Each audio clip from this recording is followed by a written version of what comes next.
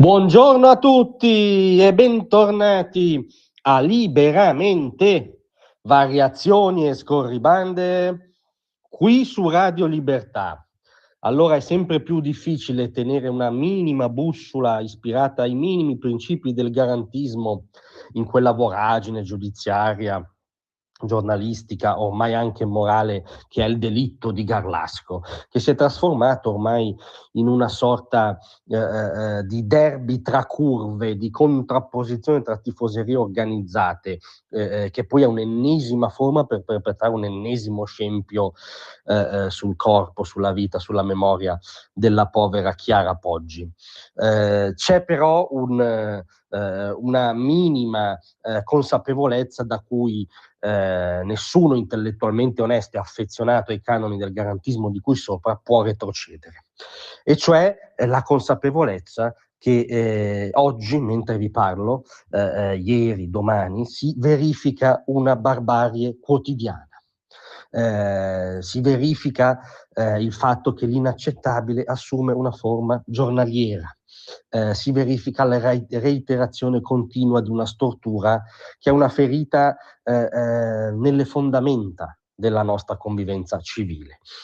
Questa ferita è un uomo, allora ragazzo, adesso uomo, oltre quarantenne, Alberto Stasi, potremmo chiamarlo Alberto S, visto le sempre più inquietanti analogie con la storia di Joseph K nel processo di Kafka, che ogni sera si corica in una cella,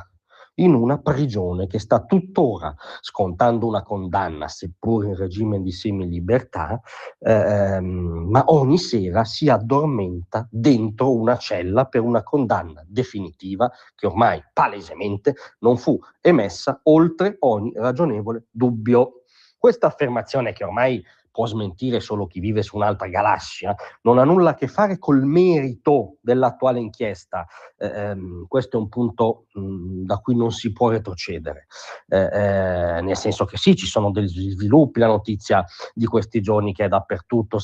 è questo soliloquio di Andrea Sempio, dove le cui parole smentiscono la sua tesi, e lui direbbe di aver visto un video intimo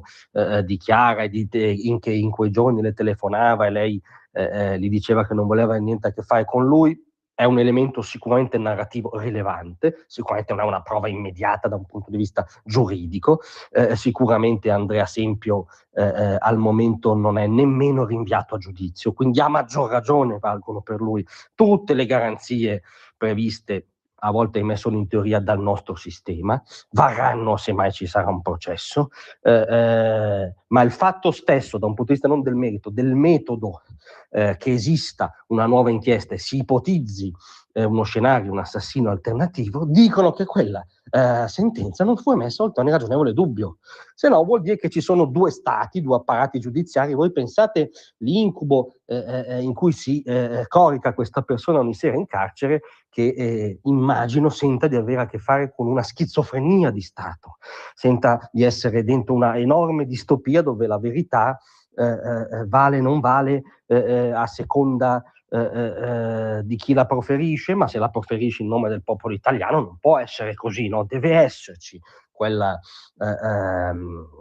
superamento di ogni ragionevole dubbio che nella sua vicenda non c'è stato. Non c'è stato perché è stato assolto 2 volte, non c'è stato perché poi nella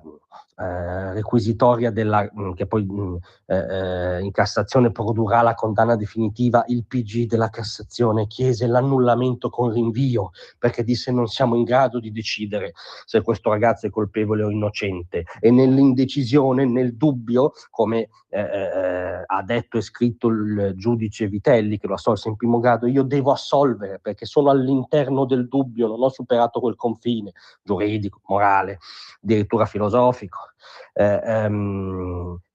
Nella stessa sentenza che lo condanna, questa è una cosa agghiacciante per chiunque abbia orecchiato un signore che si chiamava Cesare Beccaria, nella sentenza che lo condanna si riconosce che l'andamento dell'allora inchiesta fu senz'altro non limpido, caratterizzato anche da errori e superficialità. Ma non è già questo virgolettato un macigno sul ragionevole dubbio? Poi ci sono tutti gli elementi a cascata, non è mai stato individuato un movente, non c'è il suo DNA sotto le unghie sul corpo della vittima. Ci sono quei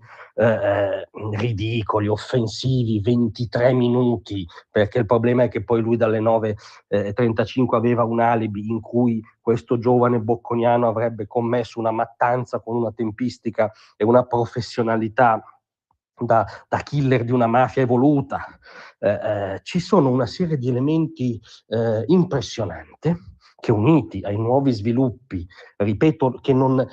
partoriscono una nuova certezza, ne siamo lontanissimi, ma partoriscono ormai il palese elefante nella stanza, per cui questa persona ogni sera si corica in un posto in cui non dovrebbe stare, che è il carcere. Questa cosa scomoda la coscienza di tutti noi ed è una barbarie inaccettabile.